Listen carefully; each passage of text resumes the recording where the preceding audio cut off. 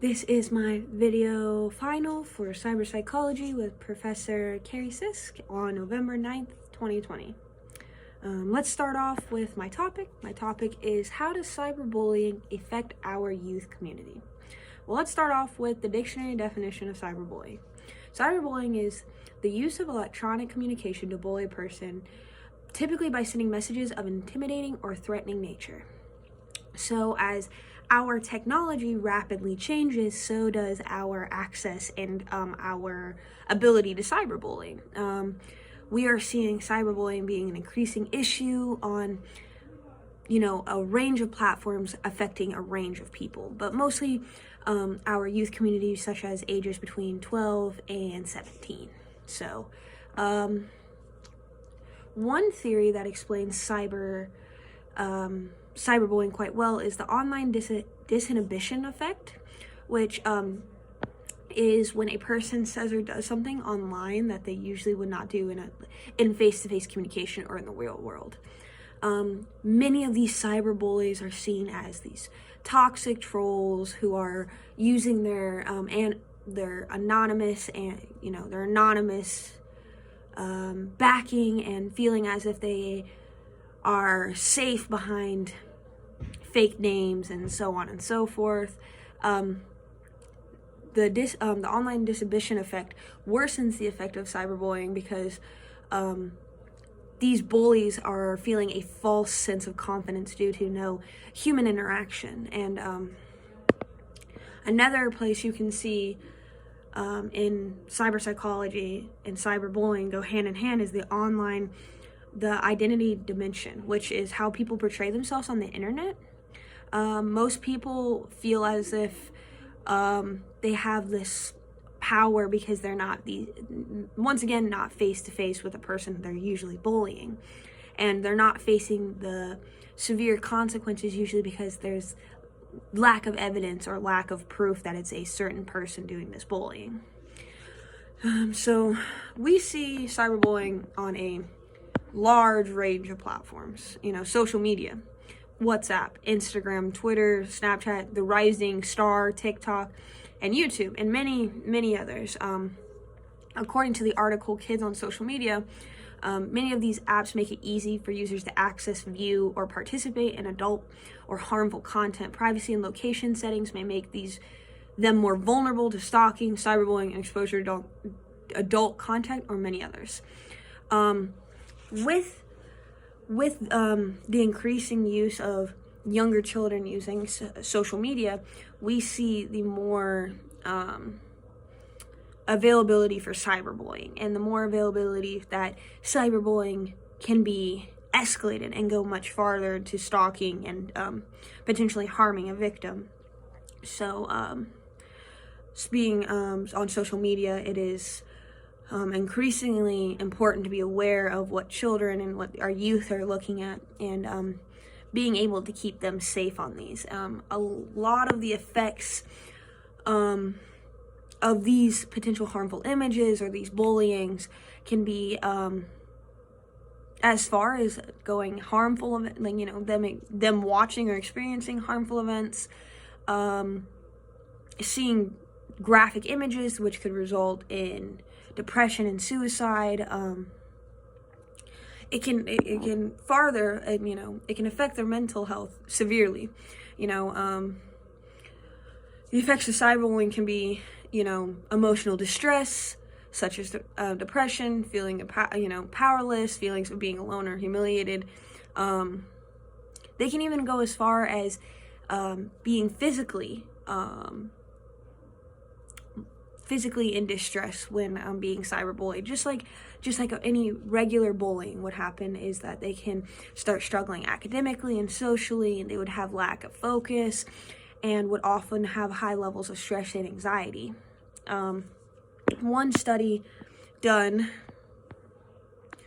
regarding a group of students in 2016 with a sample size of about 1,500, there was an increasing number of children teenagers between the ages of 12 and 16, and it showed that about 11% of them who participated in online social media and online gaming 11% of these people were getting cyberbullied or encountered some type of cyberbullying or graphic language.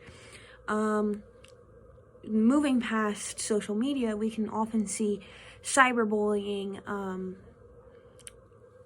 affect online gaming and streaming, like Discord and Reddit. In this study that I was just talking about, it is called Are Gamers More Likely to Be Bullies? There is always a constant debate on if violent games lead to violent behavior. Well, in this study, it showed that most first-person and third-person battle games resulted in some type of negative behavior towards one another, towards other players.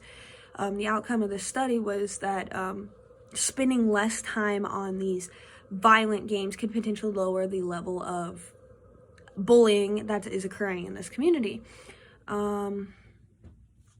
Another study was done in not only in, we see cyberbullying happen not only here in the United States, but all over the world. There was a study done among Taiwan students, found that cyberbullying is common among most students, is a huge occurring issue. This study shows that cyberbullying is a worldwide problem that affects mostly young adults. And this study was only between the ages of 16 and 18, but same thing, they were bullied for different reasons, for being different than their classmates, for revenge, for fun, for punishment. Their conclusion came that all over there should be more cyberbullying prevention programs and more educational programs to learn how we can educate ourselves and view and what potential consequences can come with cyberbullying.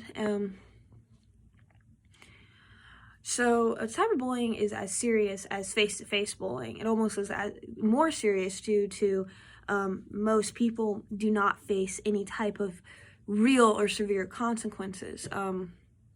There are many ways you can help someone who is potentially being cyberbullied or reaching out needing help. So one method would be getting a hold of a counselor or reaching out and getting help. There's many crisis hotlines, especially if a student is feeling suicidal due to these due to this bullying and due to this harassment. Another way is if you can get the school involved. Getting the school involved will help potentially prevent future cyberbullying and helping halt the bullying. But a lot of methods that we see regarding cyberbullying is online name calling, uploading pictures, and then including people into things that they're not comfortable with, and then excluding them out of like friend groups or friend participation things online. So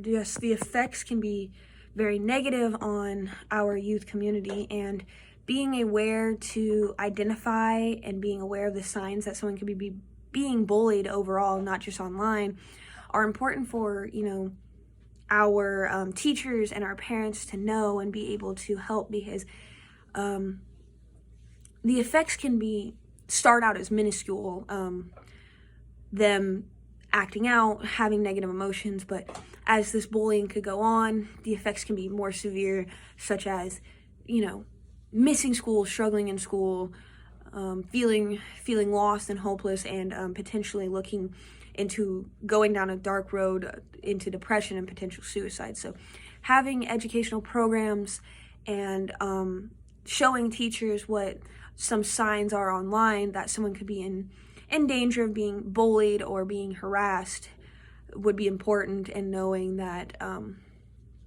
having resources that students can have to prevent themselves from cyberbullying, and helping also students be aware of the negative effects and what they say and what they do online has consequences. And just knowing that having people be aware of what they're doing online does have consequences, and that most of the time you might feel anonymous, but you usually have a paper trail, an online paper trail, and people can find out what you're doing, and that they are either being bullied or being the bully. So that is my conclusion.